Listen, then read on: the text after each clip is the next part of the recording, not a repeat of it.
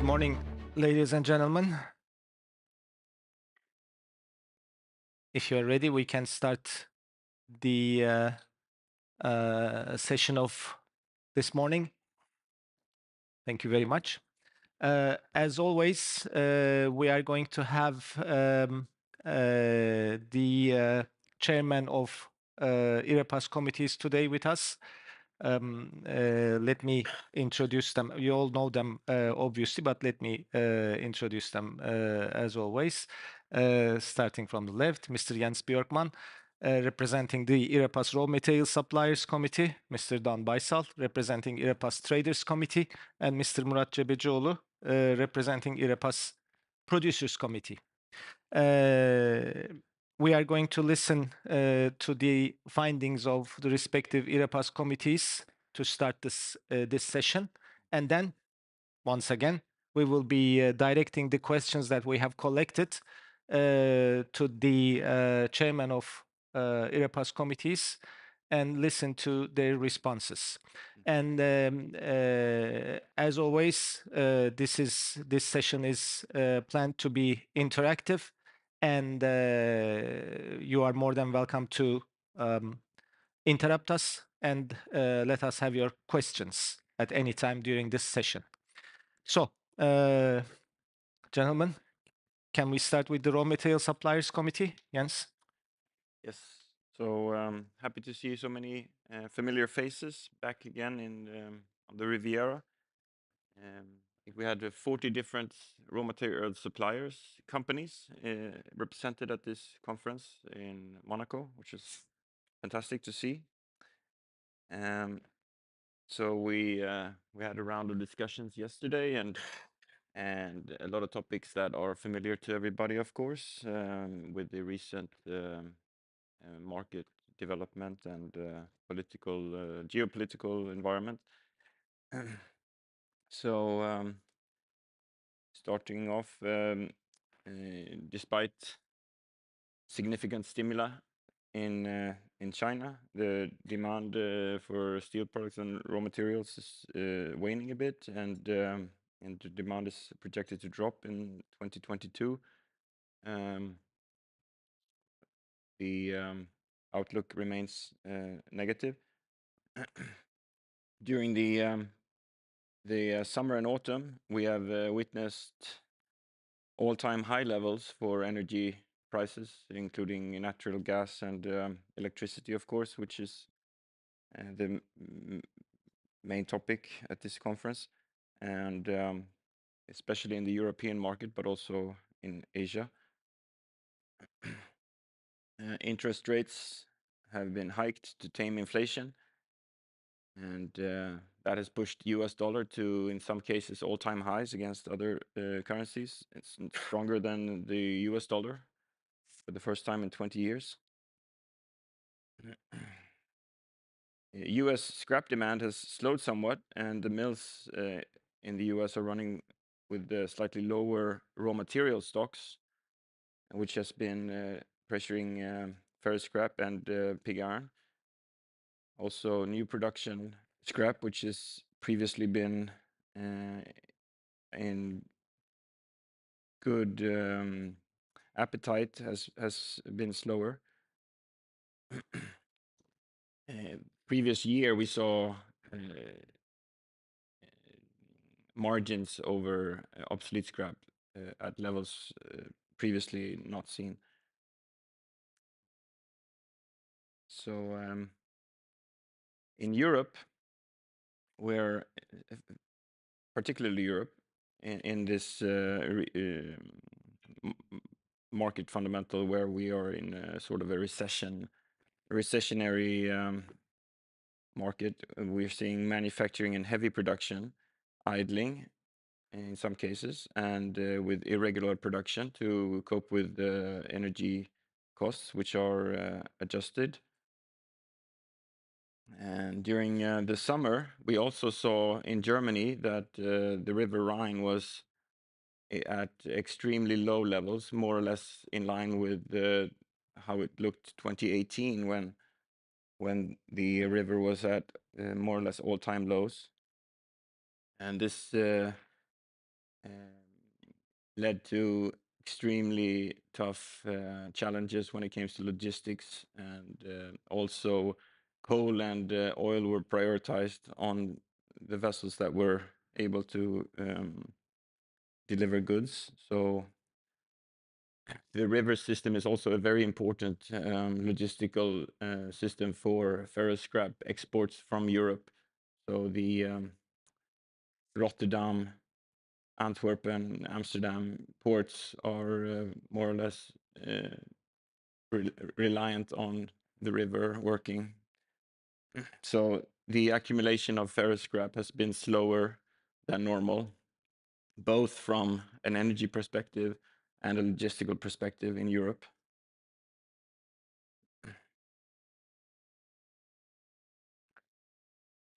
Demand from steel mills has also been slower because of idling and irregular production levels in Europe, primarily in Europe. Also, we also see it elsewhere. Also, Turkey has been struggling from the energy prices, of course, along with the problems for melting ferrous scrap compared to purchasing alternatives such as semi-finished steel products, which have been possible to acquire at lower levels.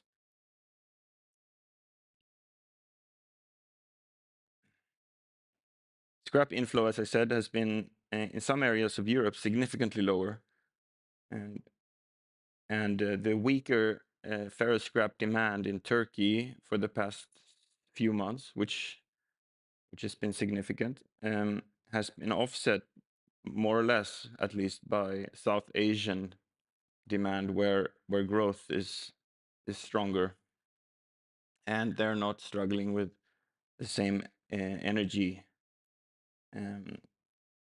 problems as Europe has been. Yeah, as I said, Turkey was under pressure from alternatives to scrap, that is, higher energy and slightly slowing demand. Also, from the European perspective, there's now, and US, you could say, container freight rates has been coming down quite significantly from very high levels last year when the market was very constrained from the post-pandemic period. It has now been lightened somewhat, so freight rates are lower, and so it's easier for material to travel from the Western world, Europe and the US, towards South Asia.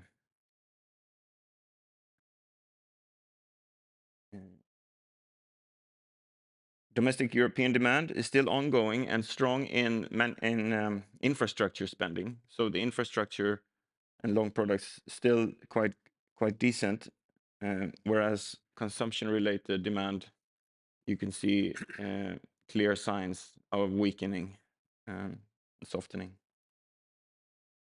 So that was our findings. Thank you very much. Thank you. Shall we continue with the traders? Yeah. Please. Well, good morning, ladies and gentlemen. At the Traders Committee, what we do is we ask the audience to send us questions, and we discuss the questions that's as sent to us prior to the arrival here. As expected, the main subject was war in Ukraine and its effects on the steel industry. So we analyze it in different phases.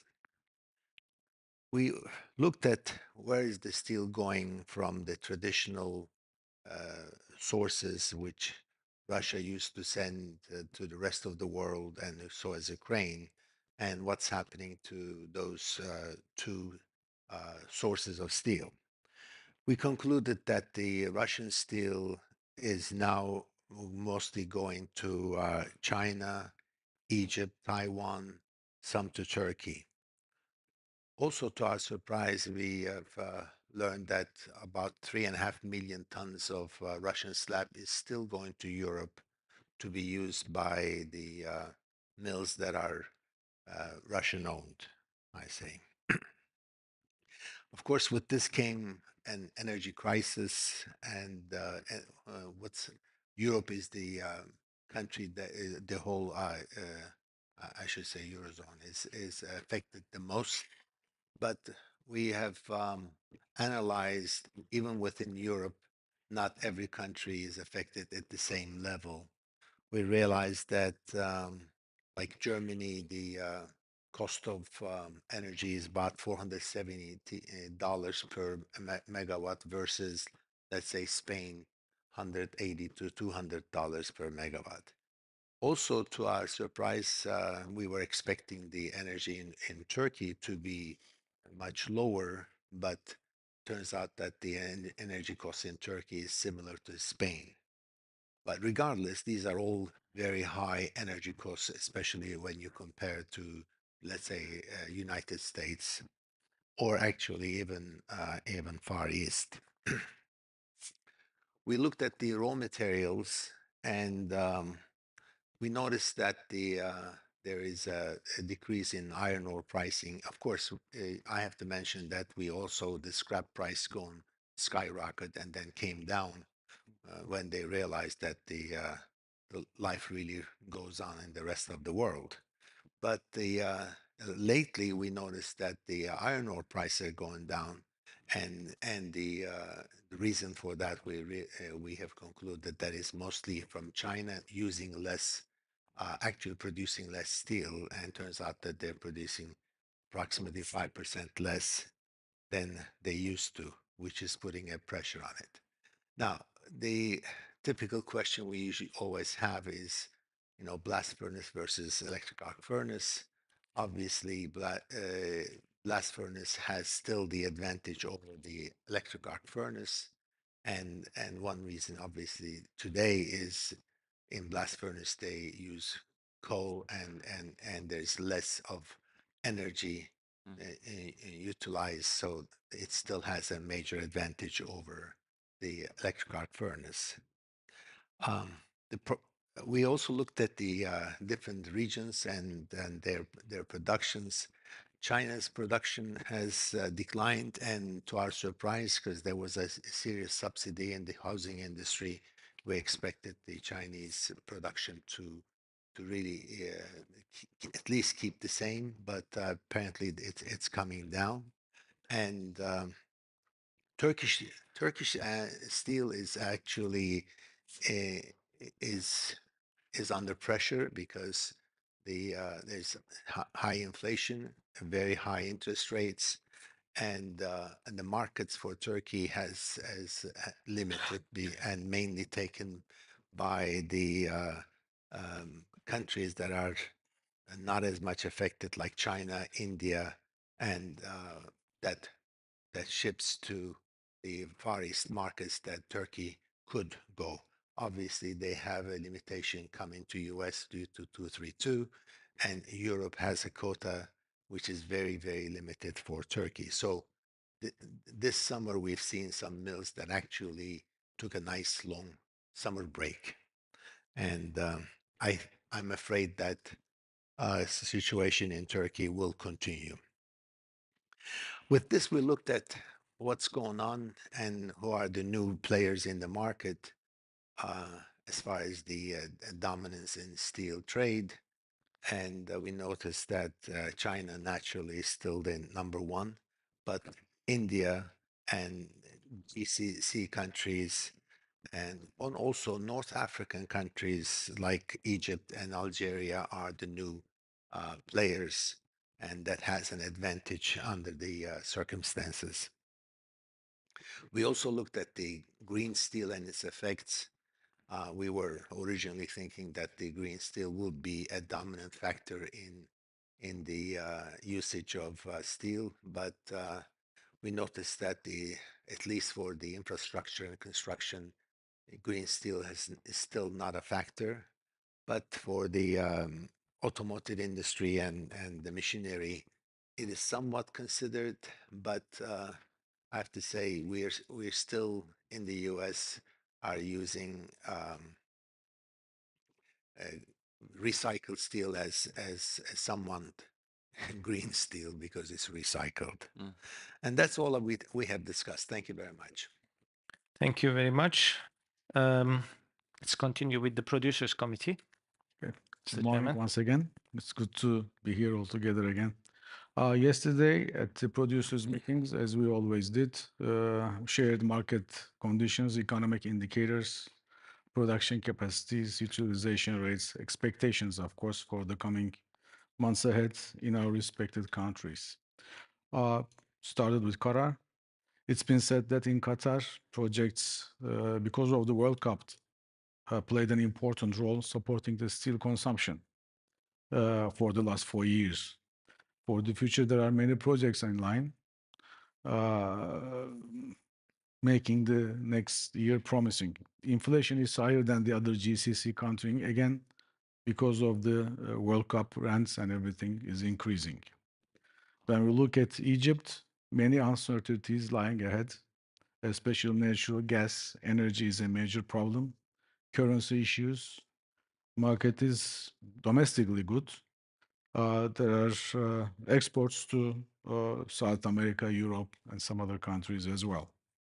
Mexico, inflation is the worst for the last 10 years, since the last 10 years. It's about around 12%. Market is soft.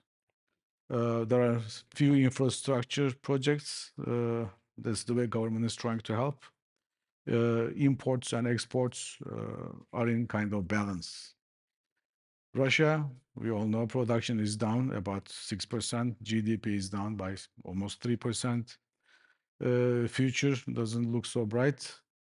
And you know, the 8th embargo coming in effect starting next year.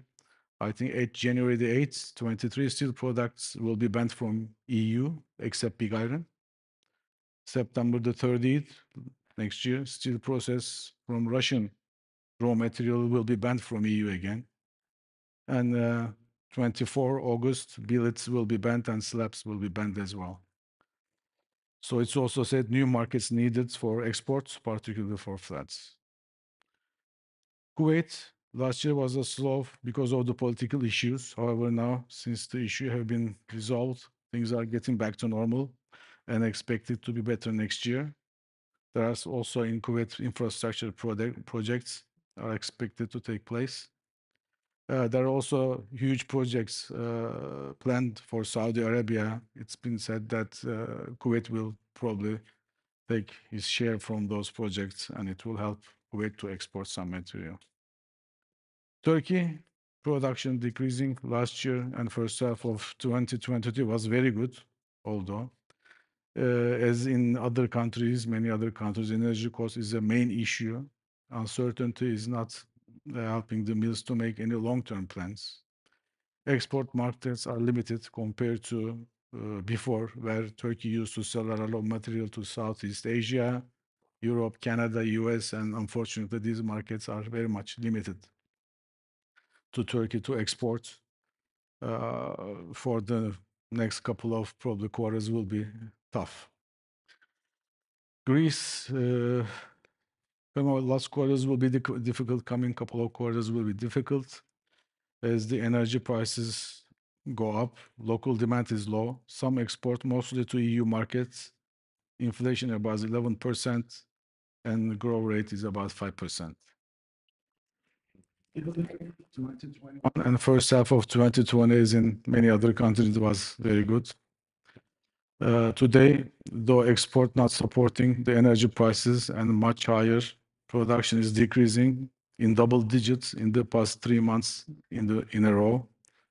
There are some viral imports. In general, sentiment is bad, demand is down, activity is kind of slow. Spain, more or less the same. In Italy, we had an in-depth presentation of Spain yesterday. And last but not least, USA, stable market. Rebar is around $1,000 ex-works. Consumption for long products, about 8.5 million tons a year.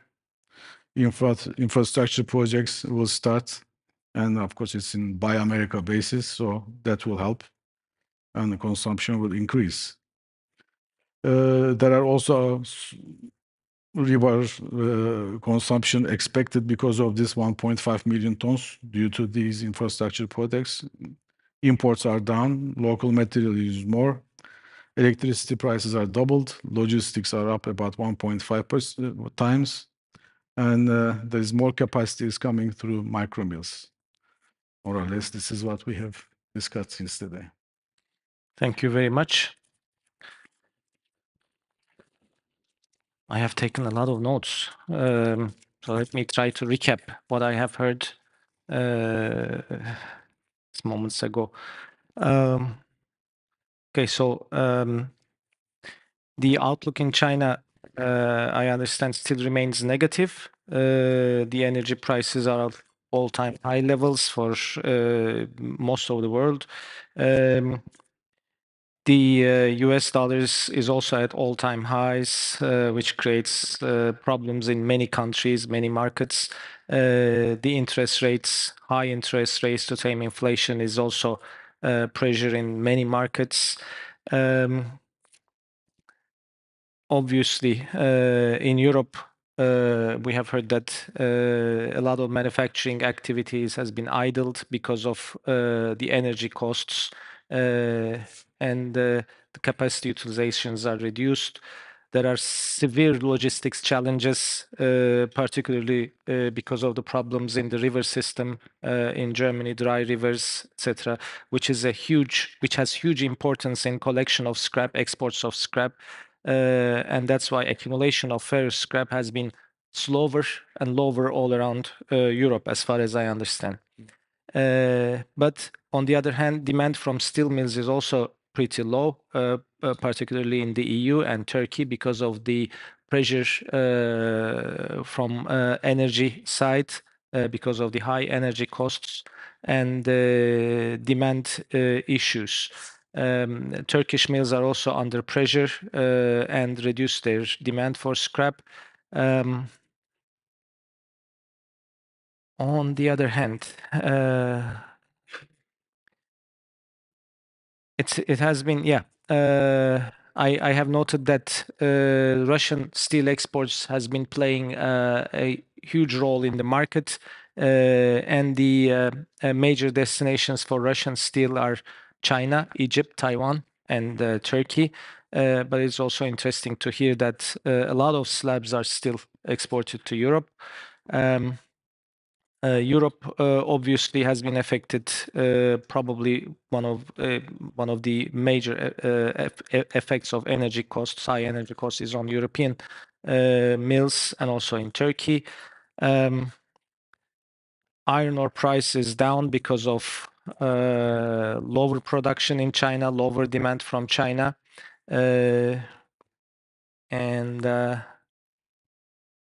let's skip these. Sorry. Okay, let me recap about the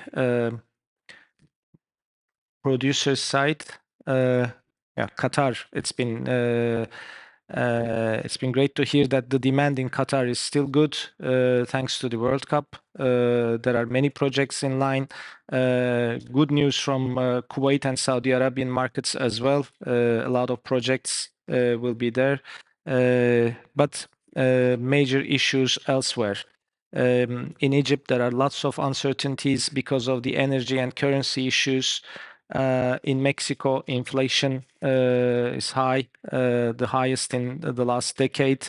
Market is soft. Russia, production is down, GDP is down.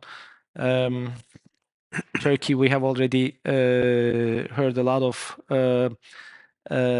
negative things. Energy is a major problem. Exports market are very limited. It's another huge issue, putting pressure on production output.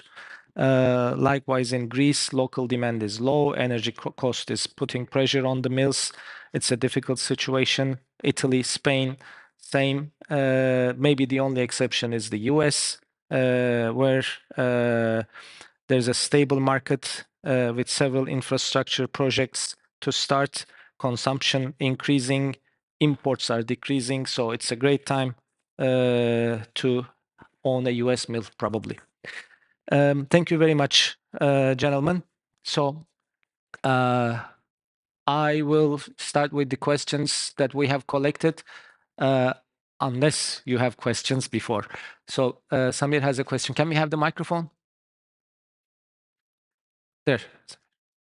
Questions come while we listen to the. Sure, of course. Here is the microphone. It didn't come to me before. Thank you very much. Thank you very much for your presentation and recap. Really very nice. And we understand a lot with the new documents. Now, I have two questions. Allow me to Mr. Jens Berkman from Stena to help us understand a bit our direction, not only for scrap, but in our business. Do you see this year the cyclical effect of price, not price, I mean on collection of scrap in the northern hemisphere like it used to have? This is first question, if there is a cyclical effect again that you anticipate. And second, are you getting or expecting some government support for the price of energy, electricity or fuel for transportation or whatever to help you collect the scrap, or you will get something gratis from the state for cleaning the scrap someplace? I mean, this is important question for us to understand. So Thank you. Thank you. collection, we see collection is down because industrial activity is down in Europe. So the major part of Europe where that is happening has been Germany so far, but we're also seeing it on the continent in general. So that's primarily in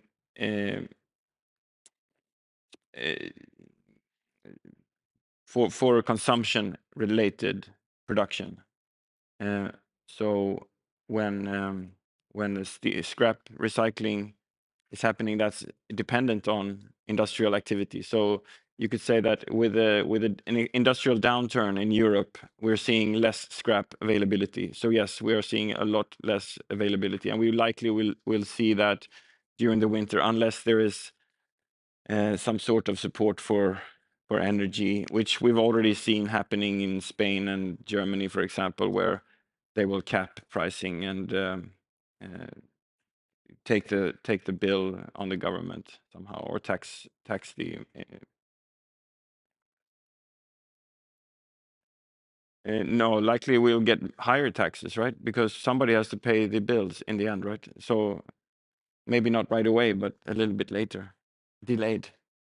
But we're going to see a lower inflow of scrap this winter season, I think. Thank you. Any other questions before we start? Sorry.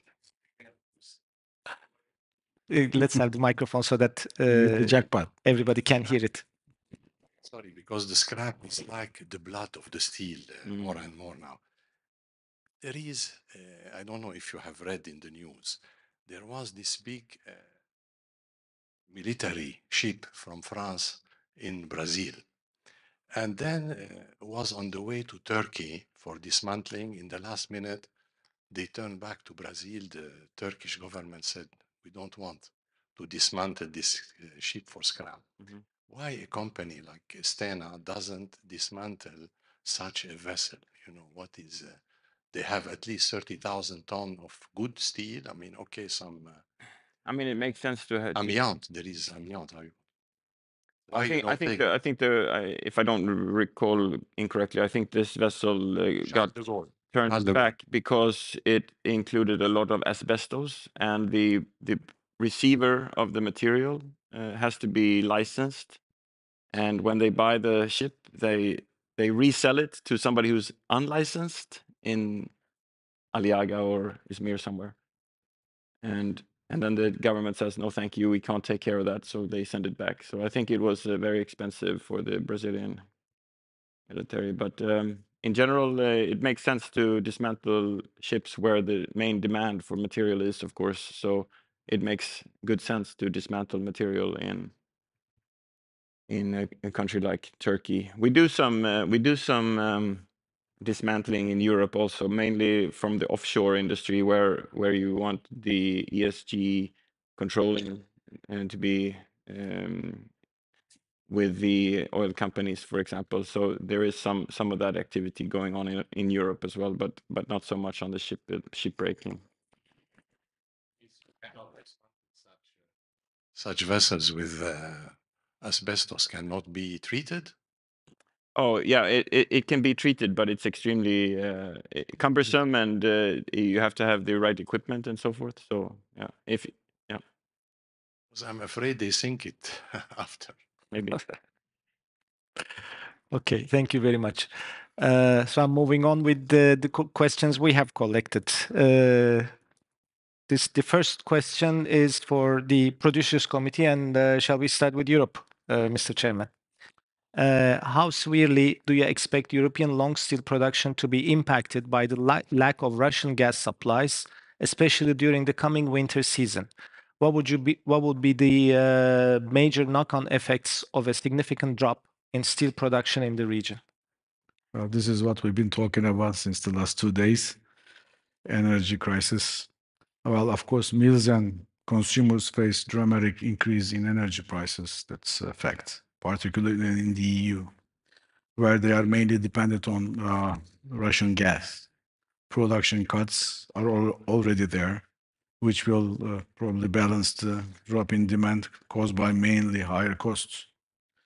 We can expect to see significant price increases because of this in the coming days. There's a huge uncertainty, of course, for the next few quarters, and no one knows what will really happen, some political issues, and also it seems that doing business will extremely be difficult, not only for EU and for elsewhere also. So there's really not much to add on this. It's been the issue for a long time. Yeah, And it will probably go on for a while. Then we need to see where this war is going, how it will end, and then maybe we can see. Thank you. Unfortunately, I don't have anything else to add, but this is what it is. Yeah, this is the main problem. It is. So maybe it was better to start with a kind of a recap. Okay, next question is for raw material suppliers, still on the energy issue. Due to high energy prices, several mills have halted or reduced production in the EU, which has imposed sanctions on Russia. How do you evaluate the situation from the raw materials perspective? Yeah, so I think we delved into it earlier a little bit, but in general, the inflow of scrap or the accumulation of scrap for the recyclers is coming down, or being reduced, but also demand. So the demand in the domestic European market is coming off, but on the infrastructure, long products still quite good, but on the consumption-related production is very slow. Yeah. Thank you. I'll continue with traders, still on Europe. Do you expect the lower supply of steel in the EU to create an opportunity for a surge of imports into the region? And what are the odds of the EU considering adjustment of its import quotas in the face of domestic supply shortages? Well, you would think that we heard this morning also that the infrastructure in Europe is still going on, so you would expect that they will have the need for almost the same amount of steel, at least for the long products. But really, we don't expect a whole lot of changes in European policy. I mean, the quotas that they have established for Turkey may be logical to increase, but I really don't think the European mills will allow that. So I don't think there will be any serious change there. What I noticed, though, that they allow certain countries like North Africa, India, and United Arab Emirates. These mills will probably eventually gain some market share in the European community. But I don't expect that they increase the quotas, which will allow the Turks to sell more, which is what is needed in Europe.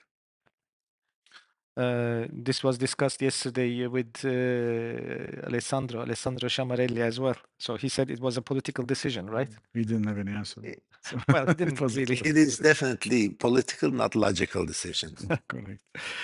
Okay, thank you very much. Moving on to the next question. This is once again for the Raw Material Suppliers Committee, Jens.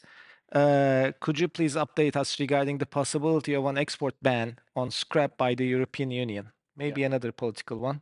Yeah, so this was a topic we discussed yesterday, and it's a becoming a likelihood at least, and the European Union is on the path of adding export ban for waste. It's a waste regulation, and ferrous scrap and non-ferrous scrap in the EU is of course under the waste regulation. So that therefore becomes a risk that ferrous and non-ferrous scrap is included into the waste export ban. The European Parliament will hold some sort of election on it, or they will vote on it on the 17th of November to see if it will continue. And from 2026, we think this could be coming into force. It could also include, previously it was focused on non-OECD countries, but and now it seems to also include the OECD countries outside of the EU. So it's a quite serious um, issue if this materializes, which the market is not counting on happening at the moment. I'm really surprised that Europe is even considering such stupid move.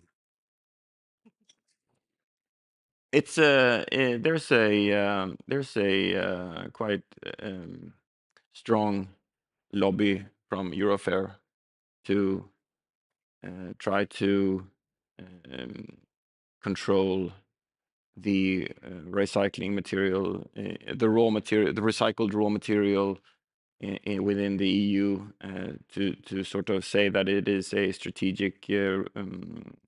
We need to strategically control this raw material. So I think that's where it's coming from. But you Also- can't hurt one sector to help the other sector. I mean, collection is a serious sector in Europe, and you're going to hurt that sector, so you want to help the other one. It's also likely that the tonnage recycling within the EU is too large to be able to invest into from the mills. I believe we export from Europe around 20 million tons or 22 million tons of ferrous scrap, something like that. A few of those tonnages will likely remain in the EU because of shifting metallurgy from blast furnace into EAFs for some mills. So a few million tons will likely remain within the EU, but the most will still need to find other homes. But if a waste regulation like this comes into force, it could also affect recycling activity quite a lot. So recyclers may not be able to invest in the taking care of raw materials as they do today. So it would maybe then risk the inflow of material or the ability to accumulate ferrous scrap. Thank you very much. Anybody from the floor to comment on this Yeah. one? Samir. Just a second. Samir has.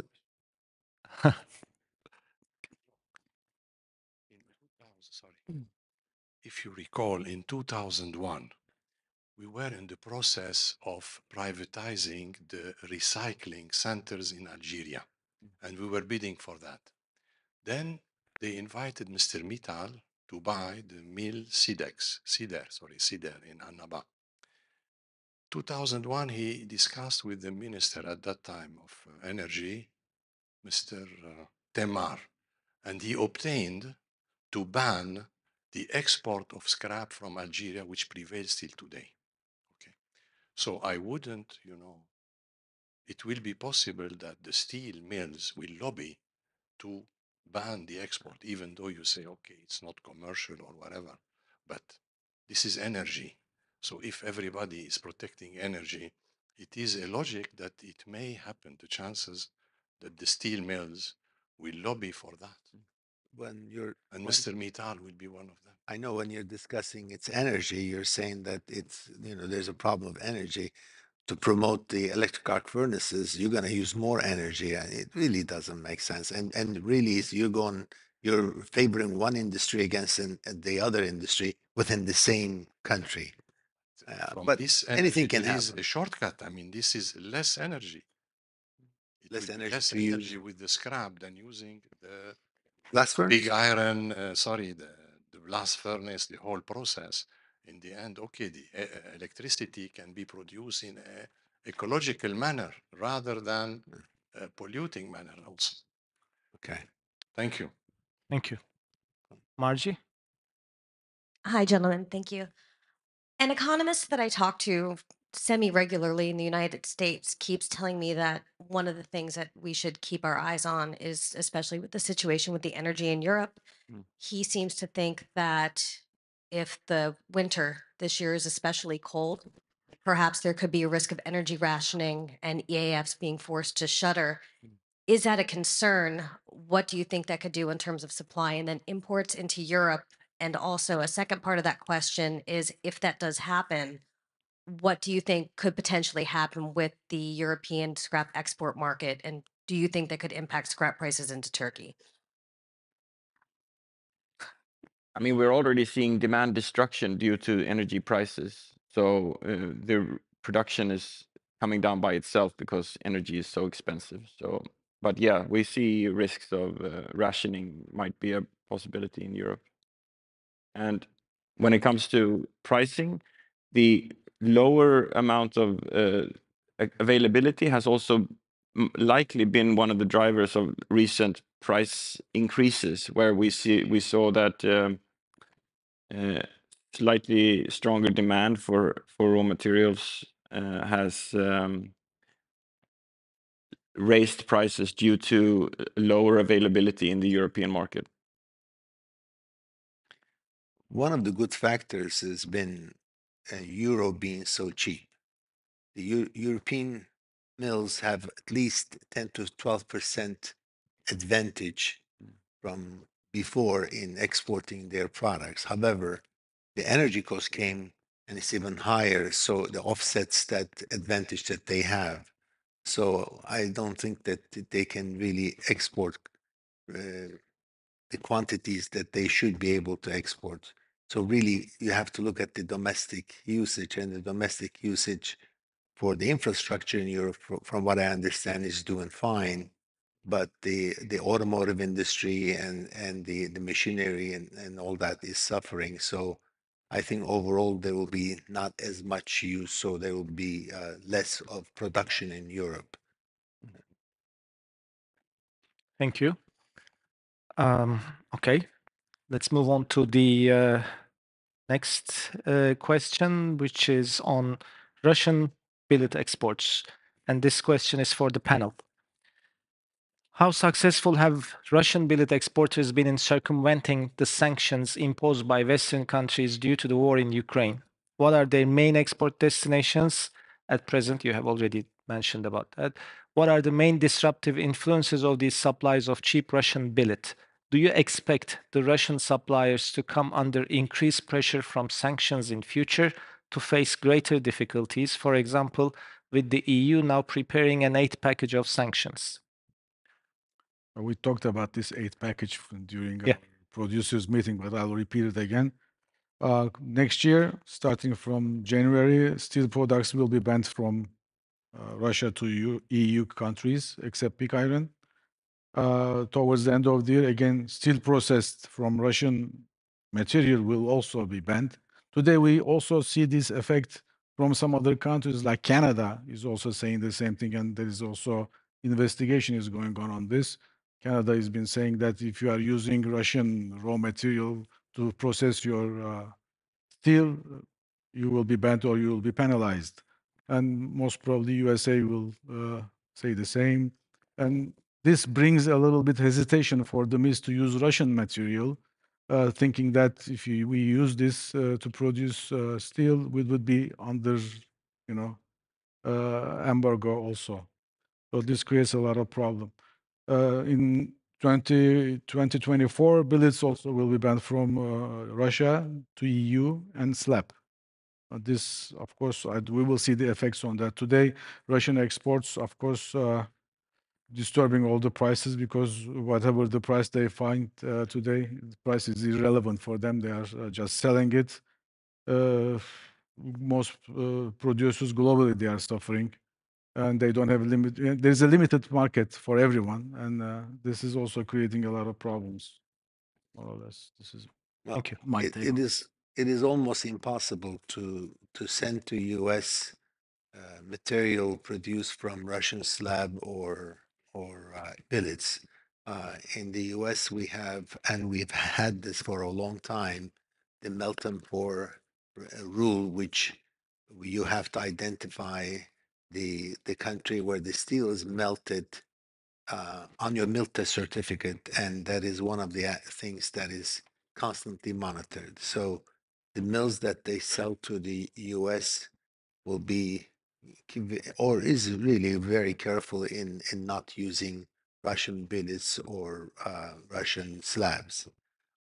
Somebody was asking how about Russian coke and Russian, I don't think scrap is coming, but that I don't know. I don't think there is a rule for the melting of, let's say,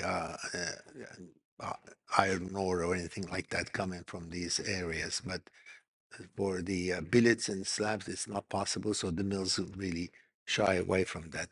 Now, one thing you just said, which I'm interested to know, you're saying that the Europe is going to limit the slab coming from Russia as well, just like 3.5 million tons come every day now. 2024.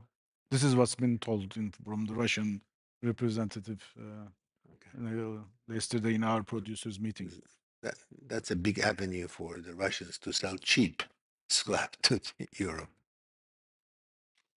Thank you very much. Okay, moving on. This next question is on Turkey and for the Producers Committee.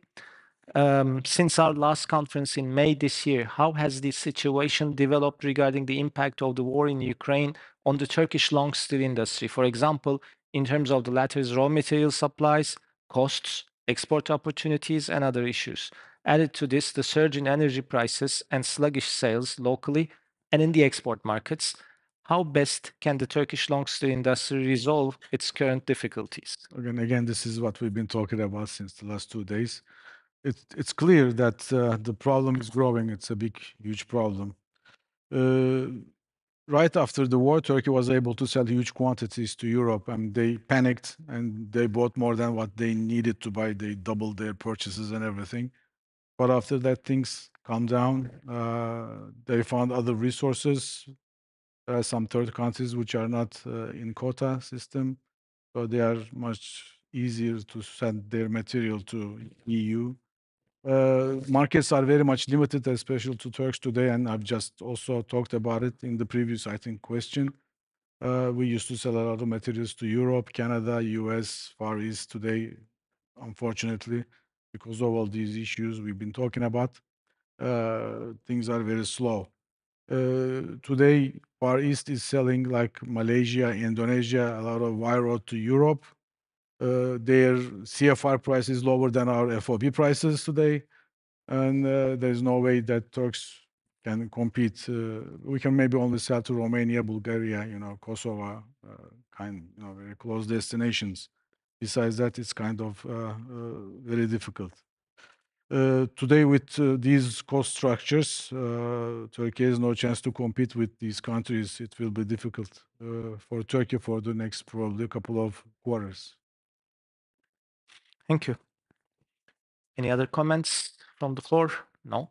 So moving on to the next question. This is still on Turkey, but this time for the Raw Material Suppliers Committee. Import scrap prices in Turkey decreased during most of September and recovered a little towards the end of the month. How do you expect scrap prices in Turkey and internationally to trend in the coming period? Do you foresee an improvement in the finished steel demand situation? What other factors should we keep an eye on? Is the availability of cheap Russian billet having a negative impact on scrap prices? Yeah. We had already talked on this one, but this is the multi-million-dollar question.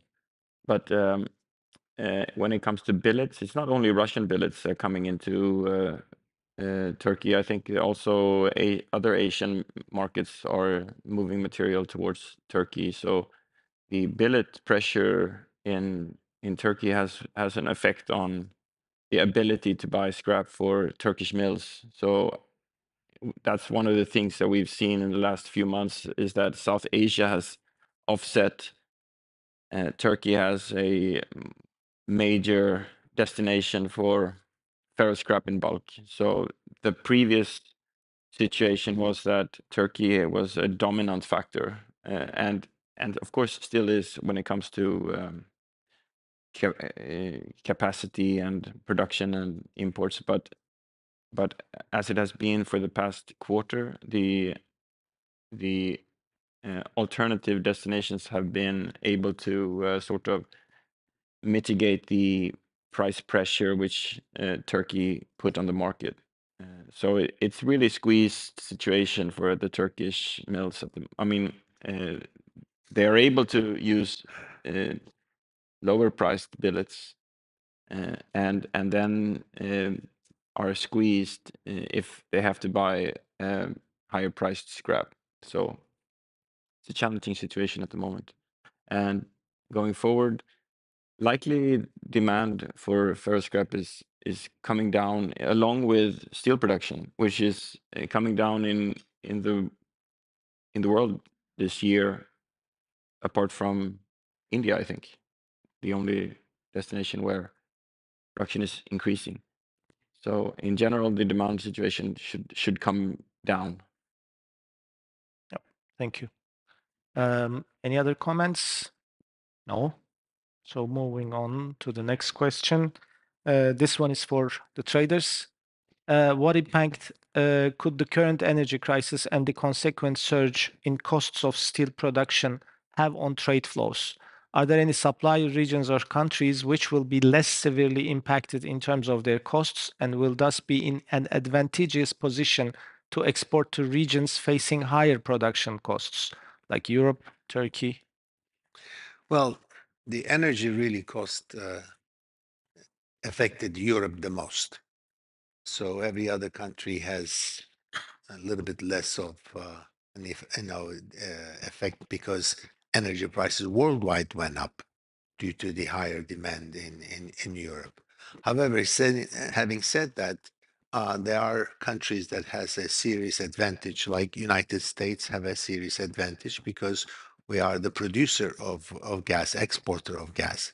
On the same token, the GCC countries have the same advantage. Obviously, China has the same advantage in getting still the Russian gas, and North Africa, where they are also producing their own gas, has like Algeria has the advantage. So there are certain countries that has an advantage, and within Europe, though, it is not evenly distributed. Like I understand the Germans have the most disadvantage compared to, let's say, the Spanish, which are about the same as the Turks. I mean, you would think the Turks would have a big advantage, but they don't, because I realized that their cost is almost similar to Spain. So it's not a huge advantage for Turkey, unfortunately.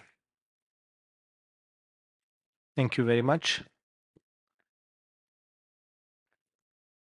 Next one is on China, and once again for the Raw Material Suppliers Committee, Jens. China is still experiencing COVID outbreaks across the country and continues to impose restrictions and lockdowns, which seriously impact economic activity. The outlook for China's real estate sector in 2022 is reportedly worsening, with House prices expected to decline for the year and sales foreseen to drop strongly. Given China's resulting reduced demand for steelmaking raw materials, will this situation have a depressing effect on global raw material prices in the months ahead? The real estate sector is most probably continuing to have a tough situation, and also due to the availability of credit in the systems and so forth, how the average home buyer is able to buy a home in China has changed. So the likelihood is that we continue to see a slower China, a new slower China. We heard about it yesterday also that the slowing down is gradual and taking a long time when it comes to China. So yeah, the likelihood is that we continue to see a slower market. You had already mentioned that about talking about iron ore prices as well. So next question is still on China, but for Traders Committee this time. Hussein is not here, but I believe you have discussed this during the Traders Committee meeting yesterday. Yes. Given the slower domestic demand in China, can we expect to see more Chinese long steel exports? We also have learned yesterday that China reduced the production by 5%, which is like 50 million tons. That's a big reduction. We understand that there is a slowdown in their housing projects due to finance issues, but there's also a huge government subsidy coming into the sector as well. So that may really pick up soon. Keep in mind, China have reduced the production and put some ceiling to it due to the environmental reasons. Go back to 2-3 years. So I don't expect Chinese government to really push for exports, and so you will not see China becoming a major exporting country because of this advantage that they have. Thank you very much. Next question is for the panel. Many fear a global recession with inflation rates going up across most of the world and rising interest rates observed, especially in the US. What is your take on these developments? Who wants to start? We talked about it also, but inflation is the biggest problem today, globally actually. And US has been increasing the interest rates for the consecutive past few months. England has increased the interest rates for the first time in many, many years. So globally, we are in kind of in a phase where we probably don't know where we are going. I'm not an economist, but it's a serious problem affecting demand, supply, and from top to bottom, everything. So it has to be dealt, of course, but we'll see the effects of what, I really don't know what else to say. The U.S. is trying to slow down the economy because they want to stop the inflation that we have. But ironically, they're only looking at the labor, and if the unemployment really increase a bit, they probably will stop. But overall, we are expecting a possible recession in the U.S. There's really a huge slowdown, and if you're following the market, you can see that it's been going down. So the mood is very negative, and the expectation for a lot of projects is let's put it on hold and look at what we're going to do next. You just mentioned earlier that there's a infrastructure project is starting up. Man, it's been starting up since Obama years.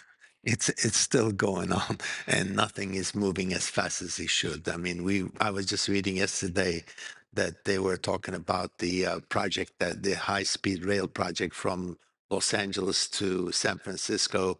They've been working on it, and they started with $35 billion budget on it. Now it's $150 billion, and they're not sure how it's gonna go. And instead of going through the cities that pass where the population is in between, they decided to go from the desert. Nobody lives. So basically, if you get on a train in California, you're gonna go through the desert and arrive on the other side. So things really don't move as fast as it should. It's a huge, very slow machine working in the U.S. Thank you. Any other comments, Jens? Well, we are likely in a recession at the moment in many areas of Europe and probably Asia and US as well. But I was a little bit hopeful after yesterday's macro session. It felt like it wasn't as gloomy as our industry looks upon things in the short term. So longer term, it looks like the federal government, the Fed in the U.S. and the central banks have made up their mind. They will, of course, hit inflation hard, and after that, they'll take care of us. Yeah. I don't know. Gentlemen, we need to find some sort of optimism. We are losing audience. Yeah, we need to speed up. Thank you. So next question is once again for the traders. With the US dollar continuing to surge in value against other currencies following successive interest rates hikes by the US Fed, has any significant increase been seen in imports of long steel into the US? If so, which suppliers are the main beneficiaries? In what notable ways has the stronger dollar impacted international trade flows? I really don't believe there will be a huge increase in imports in the U.S. Mainly because the domestic mills have dropped down their prices and they're watching it very closely, and um, um, there are really capacities in the U.S. because of the 232 shelter have increased dramatically as well. They're adding new mills, they're adding new capacity. So it's not like there's a huge, increased in demand in the U.S. Not to mention that we're going through the recession or possible recession in the U.S. Now, who's benefiting from the U.S. market? It's the countries that have the 232 advantage, like Mexico, like Canada, and which are our neighbors. And then, of course, you can add Europe, but Europe has the 232 advantage, but then they have energy disadvantage. So it's kind of neutral. We still can't buy from the same mills that we've been buying in Europe because of their energy cost is too high. I think you will see some advantage coming from the GCC countries, but it's very minor. It's not the major thing. So I don't think there is a huge imports coming to the U.S. anytime soon. Yeah, thank you. Next question is for producers. How do you assess the pace of investment in the steel sector in the post-pandemic recovery period? Well, I know for a fact that there are many planned investments in Turkey.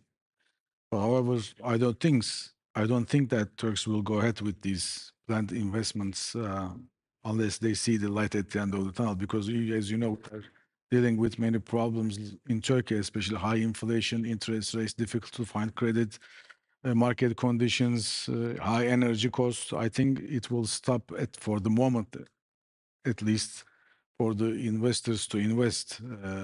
I think they will think twice before they go ahead with these planned investments, but eventually they will do it.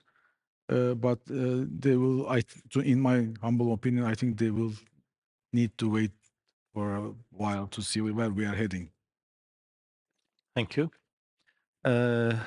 So we are into the last 5 questions I have here. Please let me know if you have any questions to the chairman of the IREPAS committees. This next question is for traders once again. supplies of semi-finished steel products from Southeast Asia to Turkey and Europe have increased significantly. Do you see this as a temporary trend connected with the better positions of Asian suppliers in terms of costs, or do you think Southeast Asia may become a regular seller to the region? No, I really don't think it's gonna be, a futuristic thing. It's, what's going on is temporary, and I think when the energy costs go back to normal in Europe, Europe will continue buying from their traditional sources. Now, having said that, the countries like the North Africa, like the Algeria and Egypt, and also some. United Arab Emirates or the GCC countries will have some access and gain some market share, and they may be able to keep that. But I don't think there'll be no new sources coming. Thank you. Next one is for raw material suppliers, Jens. What's the current situation in the financing of trading of scrap and or other raw materials? So it's tightening. We're seeing, we talked about it yesterday also, that both trade finance is tighter. So the usance periods for LCs, for example, they're not being as long as for the preferred payments, for example, used to be quite a bit longer than they are now. Banks are not allowing long-term financing. And when it comes to credit insurance, it's also a lot tighter. So credit insurance business is tightening their availability, which is putting a strain on raw material suppliers. Actually, we have the same effect on traders. We have a serious constraints coming from the banks issuing credits. And funny enough, even though you have a credit, when you try to issue a letter of credit to a third country, sometimes it takes a lot longer because they want to see if it's has anything related to Russia. So, an example, we had an LC going to Kazakhstan, and it took about 2 weeks for it to arrive there, and from a U.S. bank, because they wanted to see really what's coming, what's going, which is totally not their business, but they do. So that's one constraint. The second, of course, is everybody's jittery about what's going on in the world, what's going to happen. So the banks are the most really uneasy on it. And now talking about the credit side, those credit insurance companies are the worst ones. They are the first ones to jump out before when the market really starts going down. So yes, they are squeezing both ends right now. So for the traders and the raw material suppliers, we have serious issues with the banks and the credit sources.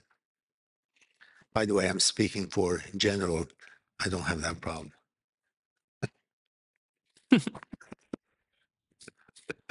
Thank you very much. Okay, next one is for the producers. How do you view the current situation as regards the option of billet versus scrap for EAFs? And how would you compare EAFs and BOFs at present in terms of production costs? How do you foresee this picture developing in the next 6 months? I believe traders have already mentioned that BOFs had the advantage, but maybe But for I the also future, what's your mention opinion? again, I mean, it's a plus and minus calculation to use scrap instead of billet or vice versa. Today, of course, the cheap billet comes from Russia or Iran, or it's called NFC countries, non-favorable countries. It's risky, as I explained earlier. And also the supply is kind of limited. There are sanctions, restrictions against using material from NFC countries. So from now up to now, it's been bought, it's been used. Still, probably it will be used, but it's risky. Who wants to take the risk? Okay, fine. But I don't know. It's going to be difficult to take that decision and to buy it and use it. And if you are dealing with the US, Canada, Europe, if those are your major markets, I don't think that kind of risk should be taken today. Any other comments on this one from the floor? No. Okay. Last couple of questions. This one's for the panel. How do you see the current situation regarding freight and shipping costs? Has the drop in freight rates compared to 4 or 5 months ago contributed to less regionalization of global trade?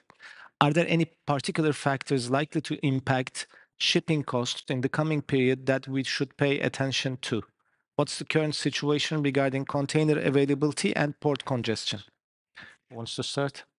Well, shipping cost did go down a little, especially on the containers, which went up way above normal. So it was crazy, and it is still double what it was before. The bulk rates followed, and they went up, and also almost doubled, and now they are somewhat reasonable. But I don't expect these prices to go down further. Keep in mind we have an energy problem in the world, and the energy cost worldwide went up. So their really cost of doing business went up. But I think at least let me speak for the U.S. Main problem we have is the ports. When the material arrives to ports, it takes us sometimes 2 months to take the cargo out because there's a lot of congestion at the ports. The material comes and that gets discharged and left at the port because there's other cargo sitting in front and you cannot just take it out.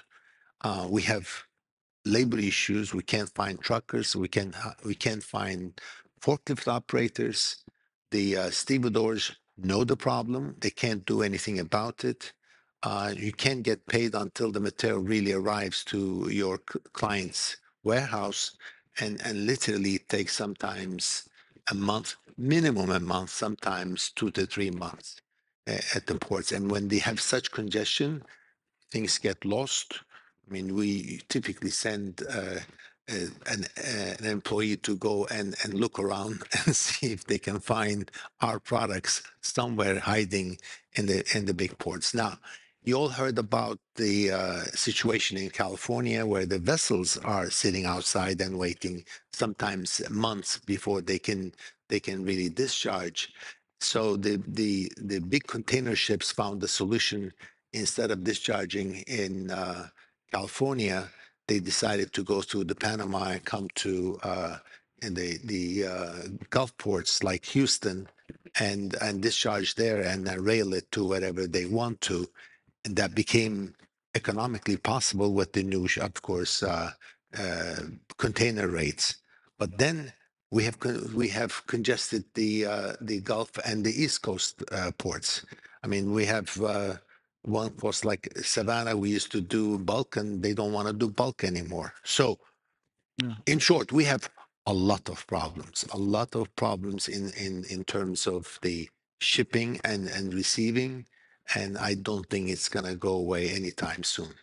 Those congestion problems not only in the States. You have the same problem in Israel, in US, in England, in many parts of the world. There are those congestion problems at the ports, and it creates a lot of problem. And the freight rates are, today you ship something to Israel, it's like $65, $70 from Turkey. And of course, the labor adds to it. I mean, it's hard to find labor. I don't know how it is in Israel or England. You just can't find employees. Yeah, they don't want to work. They're still there. Thank you.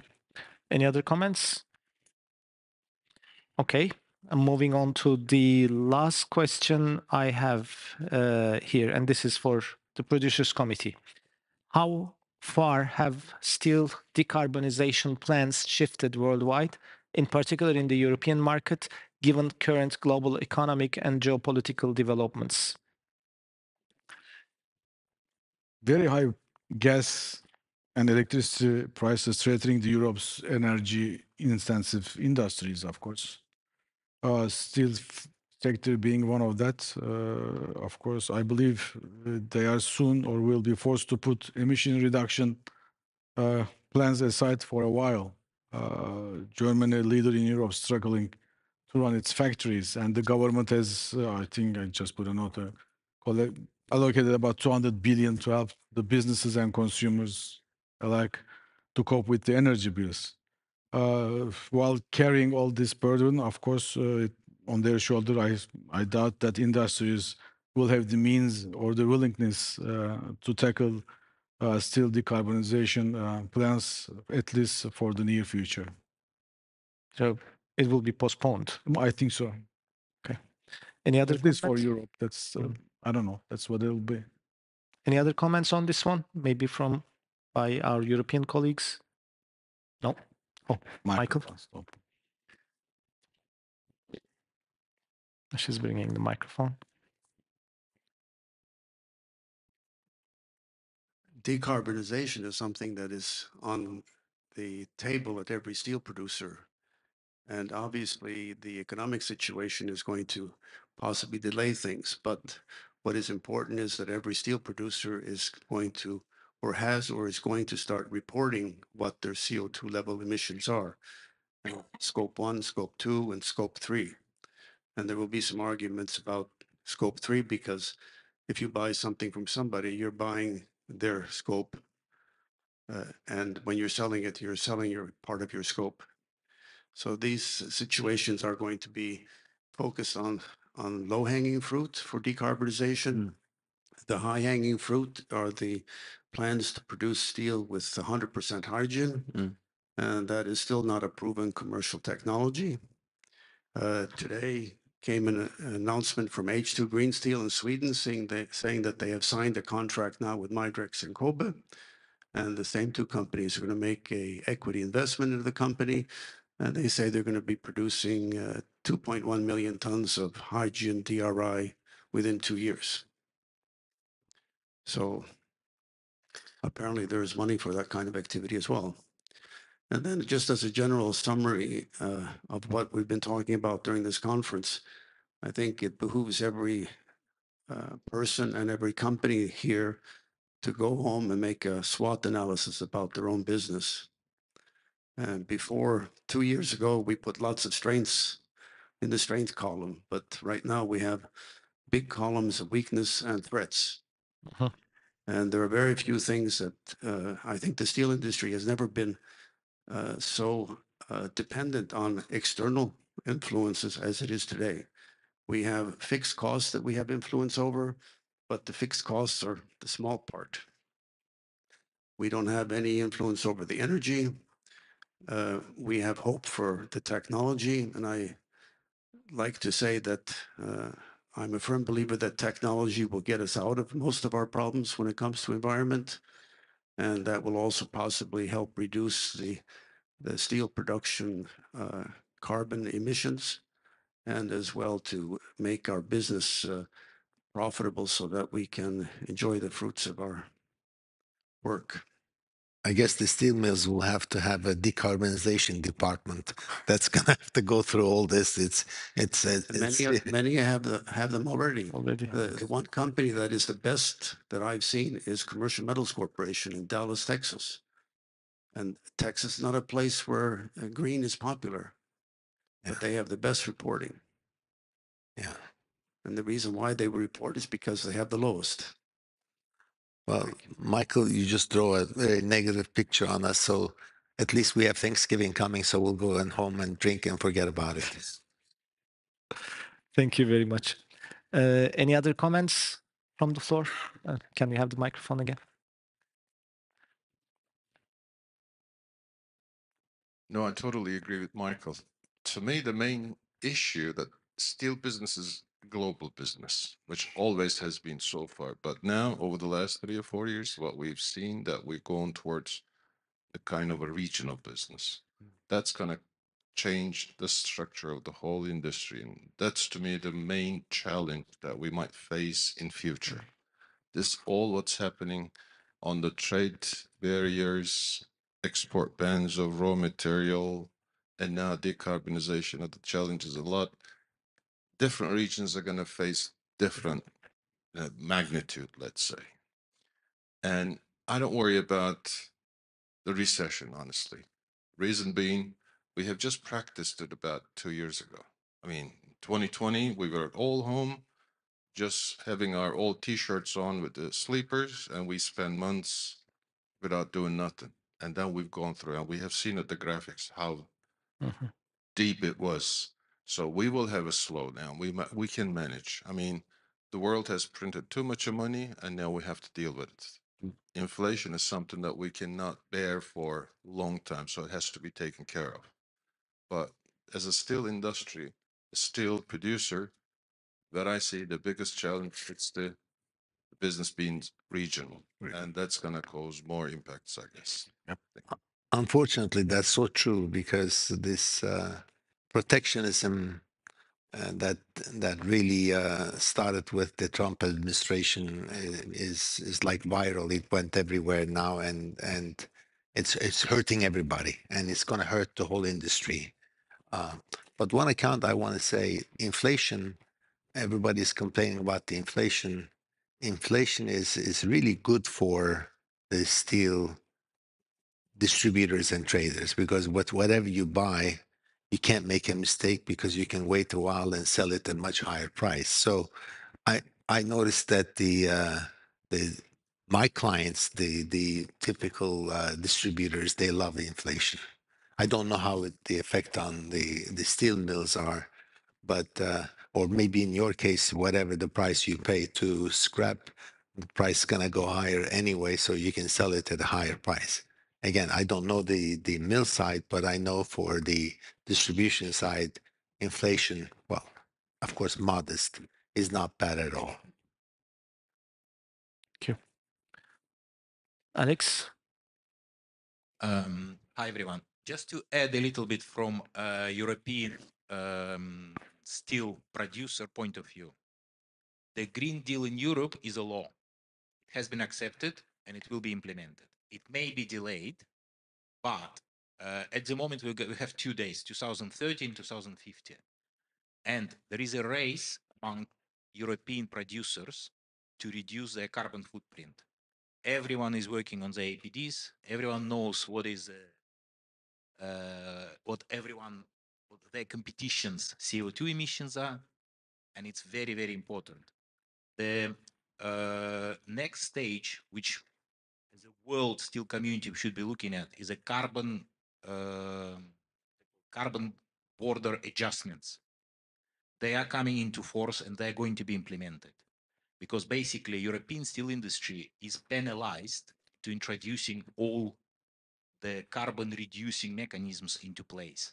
And of course, the steel mills in Europe do not want the dirty steel from outside of Europe to come and compete at a low price. So there are no dates in place, but I would say we should be watching out for these carbon border adjustments to come into force around 2030. Okay. 2030, you said? Yeah. Okay. That's the law. That's a breather there. So are you thinking that Europe is going to look into the carbon footprint of the mills that send, steel into Europe, like India and other North Africa?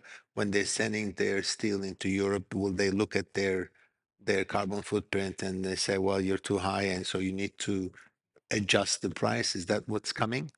The mechanism is in place, and there are a lot of things, a lot of different types of adjustments which have been discussed, things cradle to cradle and all kinds of fancy words, right? But the mechanism will be in place. That's interesting.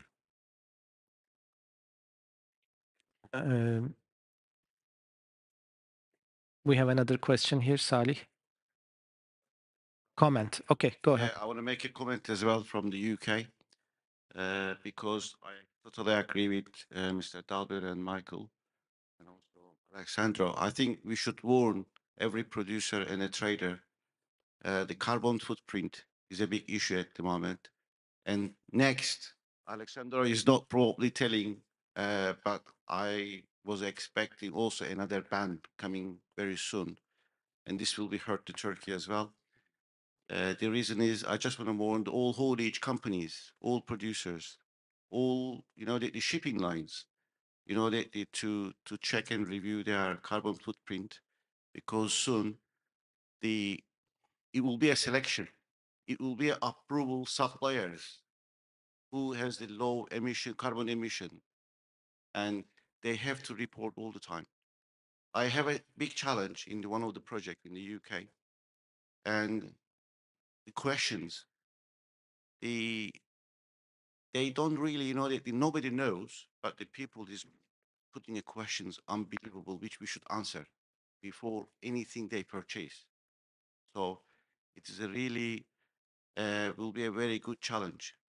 And forget about the paying attention for the container availability, all the freights. I think this will be a main issue, and I think I am expecting soon, not 2030, but 2025, it will be, the question and ask all the time.